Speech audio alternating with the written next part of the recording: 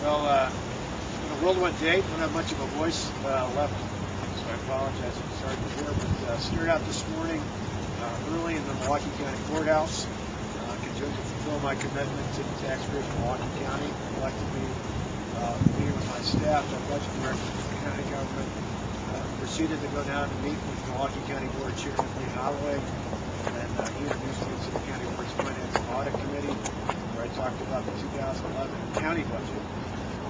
Proceeded to then meet with my cabinet, talking about issues pertaining to the current budget, issues for 2010 and looking ahead to 2011. I got the nice surprise of a birthday cake a day late with our cabinet, and then have spent the day here meeting with Bob Lang and members of the legislative fiscal bill staff and certain lawmakers who helped facilitate that. And I was just over a meeting with State Budget Director, and appreciate the fact that the Secretary of Administration has been very accommodating for us. Dan and I actually served, worked together in the legislature, and look forward to working with him and his staff. As I mentioned before, Governor Doyle last night called me early on and wished us congratulations, and has been very accommodating. We look forward to working with him on a very smooth transition. Very, very pleasant, very positive. Governor Doyle has offered not only his own personal willingness to work on the transition, but has offered his cabinet to help us out in many different ways. So we're feeling very positive about that.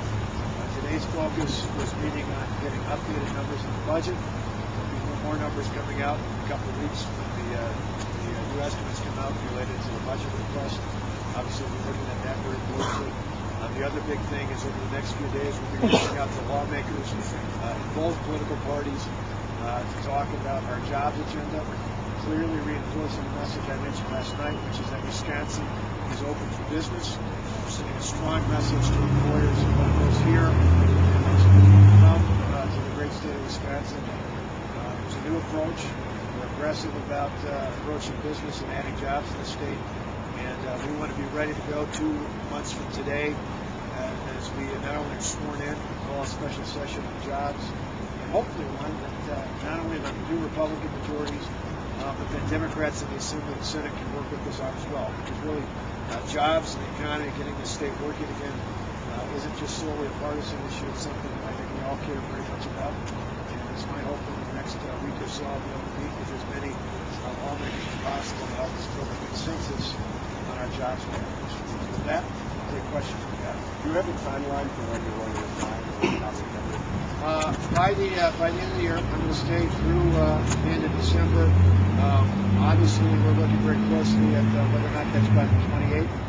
To me, I want to get some things in place with our transition here. And as I mentioned, Governor Doyle has been very accommodating. I want to make sure we've got things lined up for that transition, but also back in my home county, I want to make sure our transition to the acting county executive and the interim county executive is smooth, and if we can accommodate that, certainly we're looking at the possibility of resigning by the 28th, obviously just a few days before January 3rd, but we'll probably have a decision for that by early next week. What about the train? At this point, with contracts that are now maybe legally binding, can you still stop it, and what can you do? Yeah, I believe we can.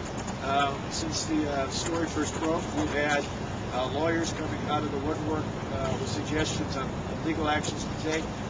We'll really spend the next couple of days soaring through all the different legal options we have available to us. The good news is we have a variety of options, and it's something that's certainly having a new Republican majority in the Assembly and Senate.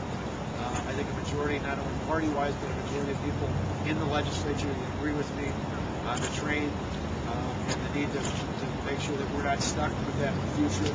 It's a positive thing, but we're looking at all our options. I've taken on a challenge like this in the past. When I came in as the Milwaukee County Executive, I was told I was legally bound to put up a 3-story blue shirt on the side of the parking garage at the county's airport.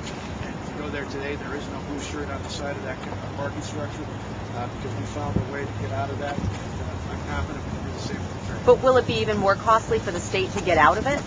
I think in the end, we're going to be able to find a way to work with vendors and others The majority of contracts they're talking about letting are contracts with companies from Wisconsin who do work when it comes to transportation with our roads and our bridges, and I think they're very committed to working with the next administration on making sure we fund transportation, not just one form or the other. On the jobs issue, Kohler today announced they're Back and forth. dropping. Are you planning to name John Kohler to run your transition? I'll make an announcement by the end of the week both on who the chair of our transition committee is going to be and who's the director of the transition committee. And then we'll be talking about others who will be part of helping us out.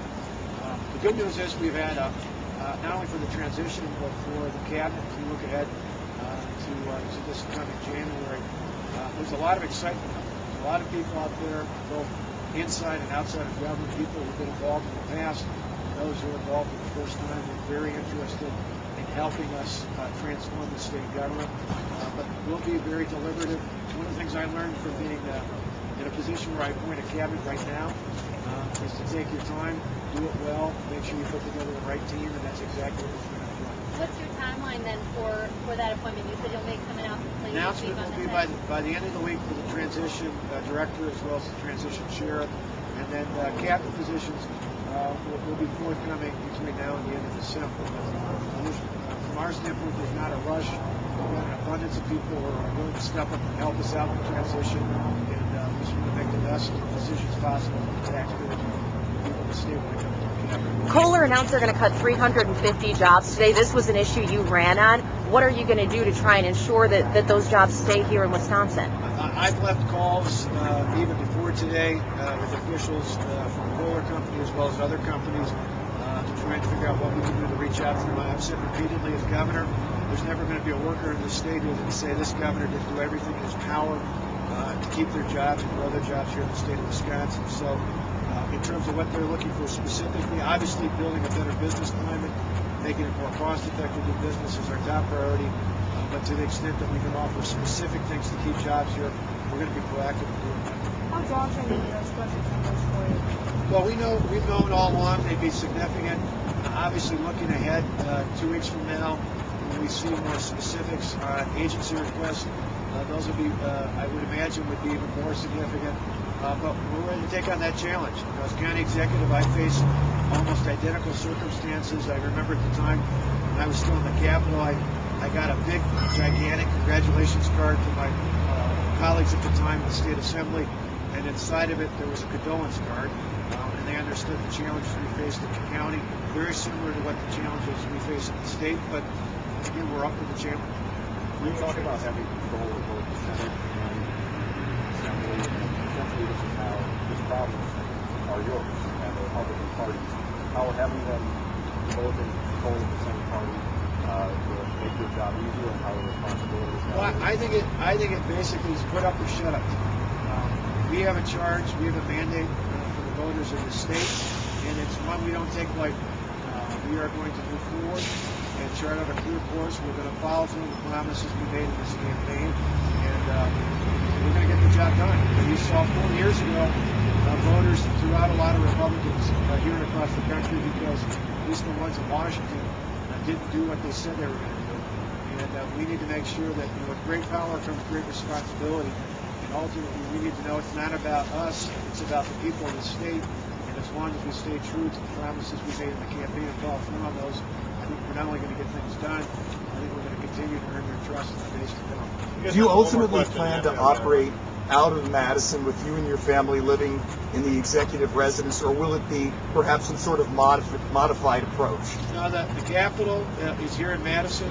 I plan on living here. My family will be here. It may take a little while as we transition for the first few months, having 2 high schoolers, but getting them accustomed to school and things of that nature.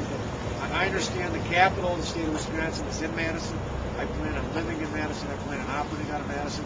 And I plan on being a governor for all the people of the state of Wisconsin, no matter where they live, no matter what their background, no matter who they voted for. I plan on being a governor for all the people of the state. Thanks, guys. If you have any follow-up questions tonight.